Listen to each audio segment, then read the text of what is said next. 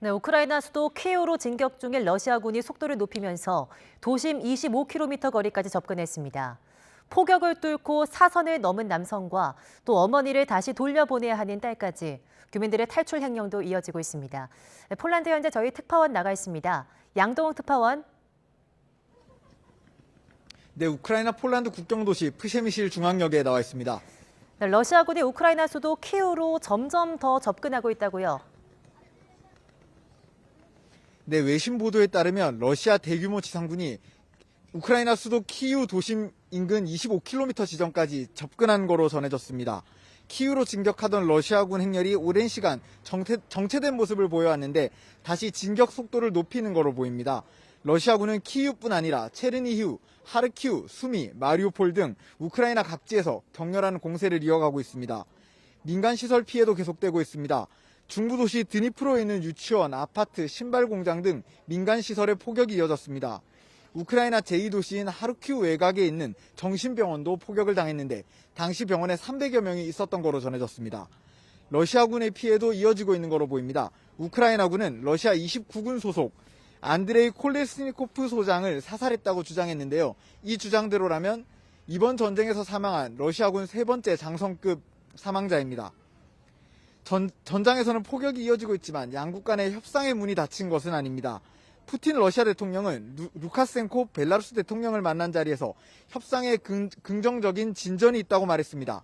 젤렌스키 우크라이나 대통령은 전략적 전환점에 도달했다며 승리라는 목표를 향해 가고 있다고 주장했습니다. 한편 우크라이나 정부는 러시아군이 점령한 남부 항구 도시 멜리토폴에서 이반 페도로프 시장이 납치당했다고 주장했는데요. 민간인 납치는 제네바 협약을 위반한 전쟁 범죄라며 강하게 비판했습니다. 또 외신들은 러시아가 벨라루스에 최신 무기들을 지원하기로 했다고 밝혔는데요. 벨라루스도 직접 전쟁에 뛰어들 수도 있다는 우려 섞인 관측도 나오고 있습니다. 네, 미국과 나토 또 G7 국가들이 러시아에 대한 최애국 대우를 박탈하기로 했다는데요. 어떤 내용입니까?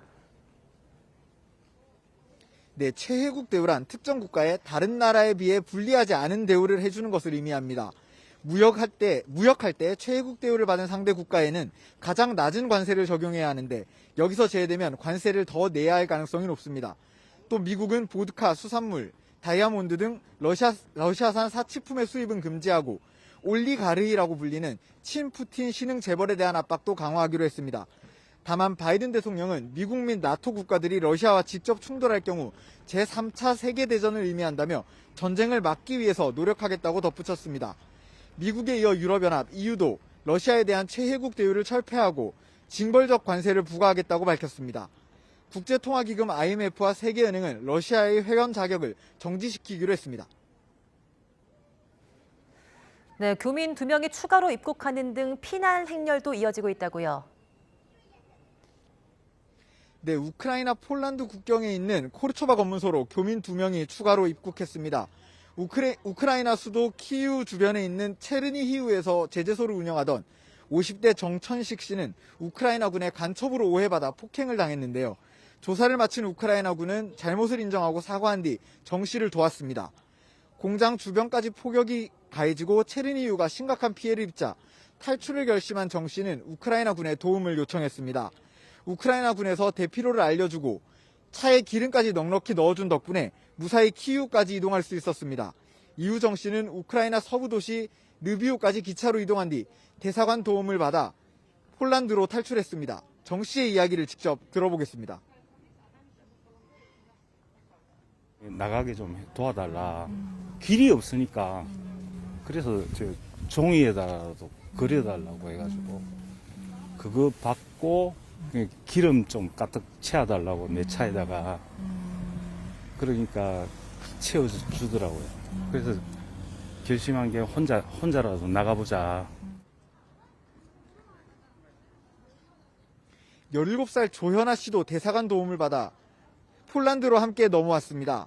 함께 넘어온 어머니는 연로하신 외할머니를 돌보기 위해 우크라이나로 다시 돌아가야 합니다. 조 씨는 딸을 데리러 온 아버지와 함께 서울로 향할 예정입니다. 두 모녀는 눈물을 흘리며 이별의 포옹을 나누고 서로의 안전을 기원했습니다. She will be safe there with her father and in Korea, and I know that Korean people will help and support her. I feel a little, I'm scared about her. I'm afraid that she'll be under attack because we are under Kyiv.